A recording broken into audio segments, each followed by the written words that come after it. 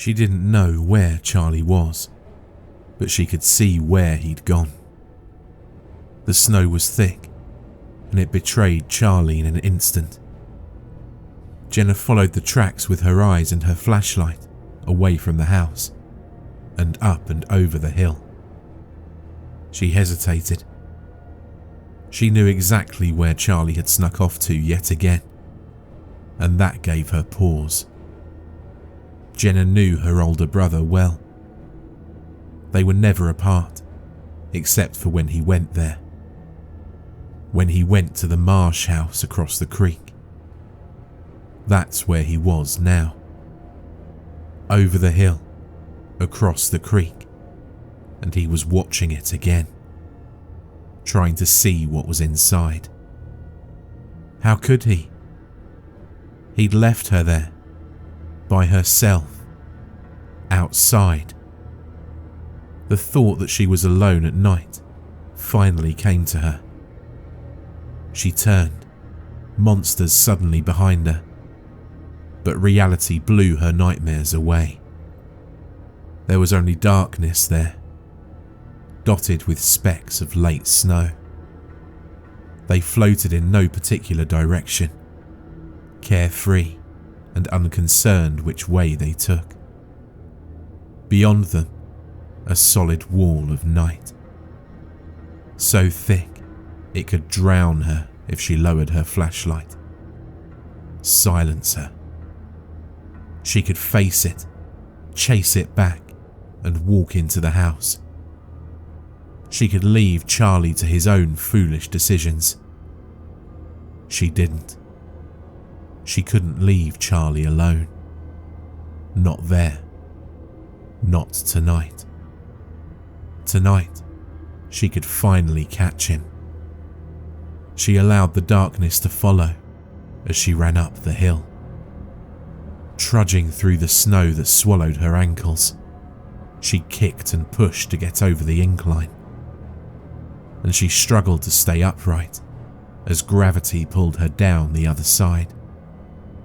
With darkness keeping pace, she knew she couldn't stop. She didn't want to. She only wanted Charlie. The wind whispered in her ear, and she shook its sharp tongue from her face. Bushes rose out of the night. Where they grew thinnest, she slipped between them, and she dropped down to the creek bed below. The water was shallowest here, narrow, and she leapt across it with ease, scampering up the other bank. The cold stabbed at her exhausted lungs like daggers, but she didn't yield. She found Charlie's footprints again, and she chased him. She could have called, but she was across the creek now. This wasn't home anymore. The barren land here was hard beneath the snow. Home was further and further away every second, and her father had told her many times about this place. He warned her that the land over the creek is the Marsh's land. She wasn't allowed to play on it. Neither was Charlie. The difference was that Charlie didn't care. The Marshes are dead, he'd told her. I heard about it at school. Everyone knows they're dead. It's the thing that lives in the house that you got to watch out for. She never believed him. Their mum said it was nonsense. A tall tale. It wasn't real for Jen, but it was for Charlie. She knew that's why he snuck out at night, in the dark. Isn't that where the monsters live? Though the footprints guided her to Charlie, she felt a warmth leak from her eyes as she imagined the darkness behind her, growing corporeal. She could feel it scraping her back with claws, nudging her arms as she ran, and breathing down her tiny neck. She could feel every laboured breath coming in sync with hers. Just as fast, just as strong, just as overwhelming. Jenna wiped away the tear. Charlie was strong. She could be too. Jenna was worried. She knew the house was getting near. The snow fell harder now, and with her vision reduced to nothing but black and white, she started to hate Charlie. Truly, she hated him in the way that siblings do. How dare he make her run out here, alone, after him? She was going to beat him when she found him.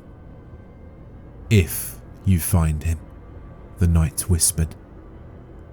The tracks went on, but it wasn't right.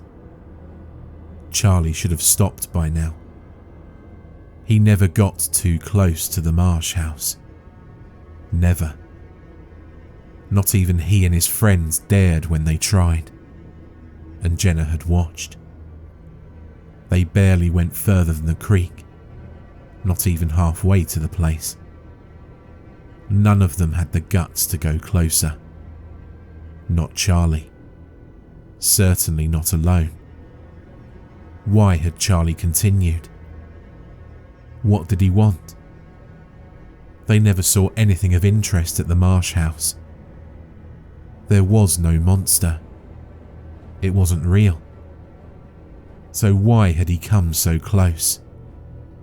What had he seen? Then, as a shape rose from the dark, Jenna realized that she was there. It stood just at the edge of sight, like a ghost. A legend born from shadow.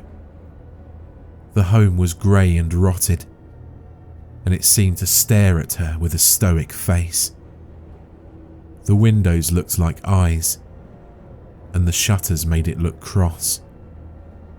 The old Marsh house. It was here that Charlie's footsteps stopped. Jenna stared at the prints, heartbroken that she hadn't found Charlie, and terrified that he'd brought her so close. She felt betrayed. She couldn't look away. She watched it move. The door was ajar, and it swung in with each and every gust. It was like the house was breathing. The air for each breath raced past her ears and up its stairs and into its dark jaws. She wondered if something watched from within. It was angry. The house was angry, and she felt shame. So she looked down. The footsteps at her feet hadn't ended. Instead, they turned. Charlie had turned from the house, and he'd left. He'd headed back towards the creek. He'd turned his back on the place, and she would have to as well.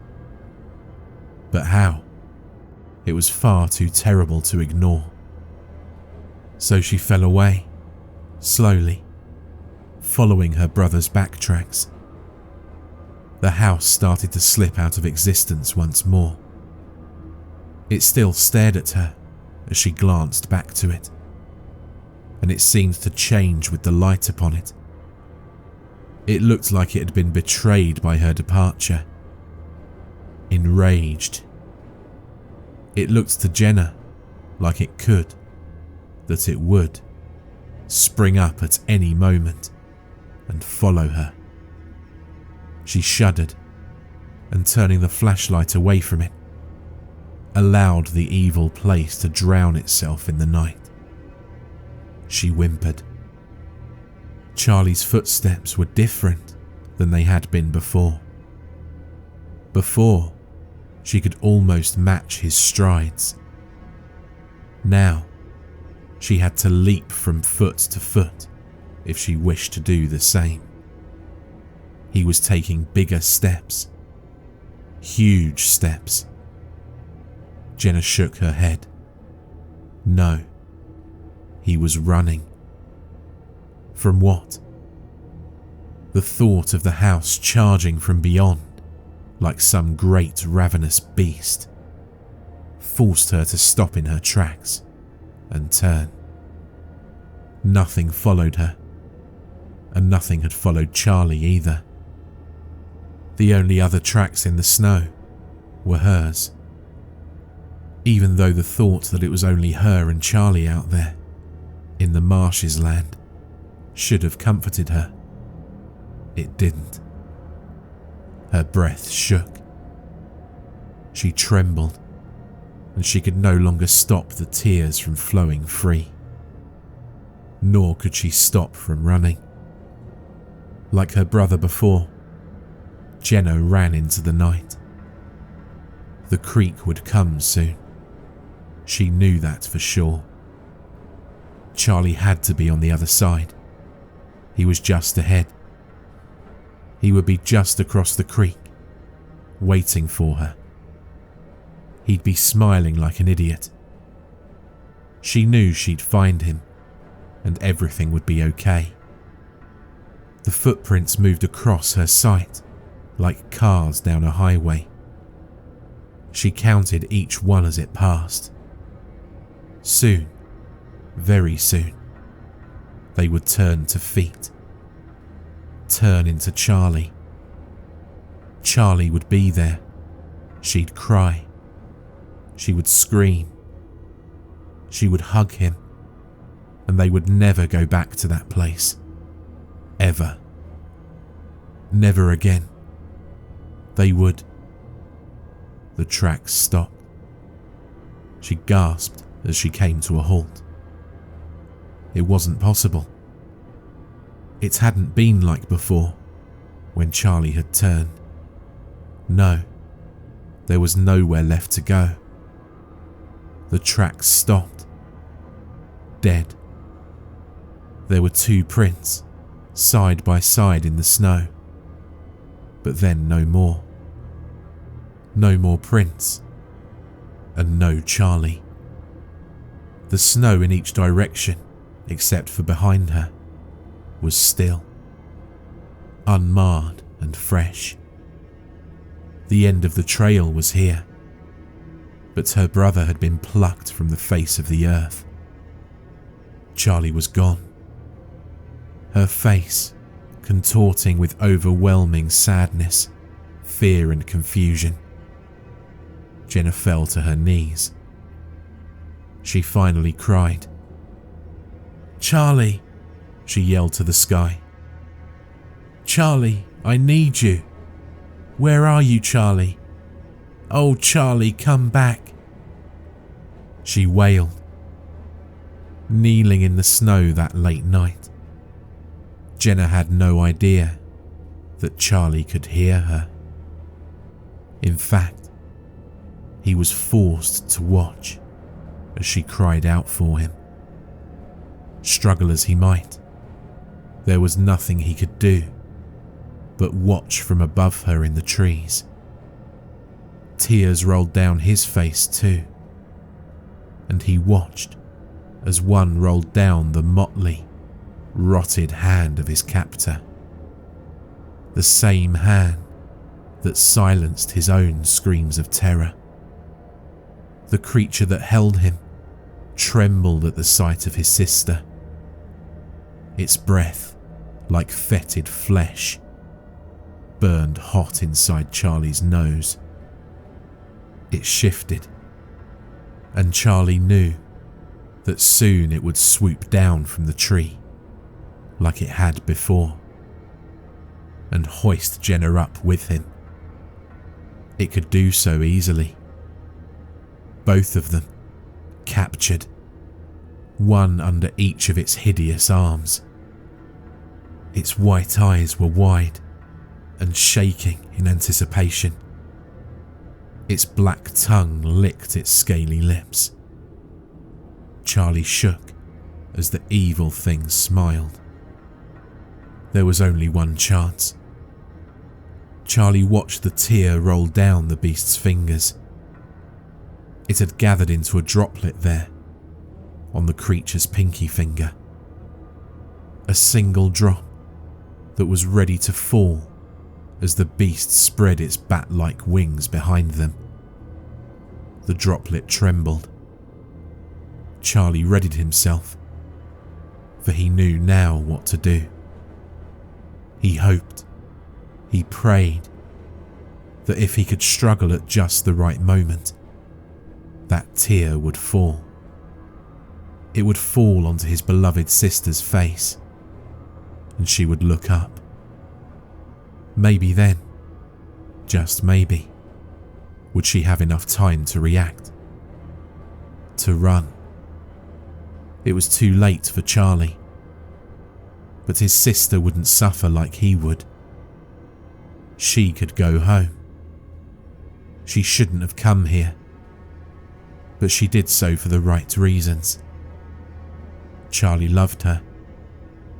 He hoped, in the confusion to come, he'd be able to tell her. The beast loosened its grip for just a moment, and Charlie pushed. The teardrop fell.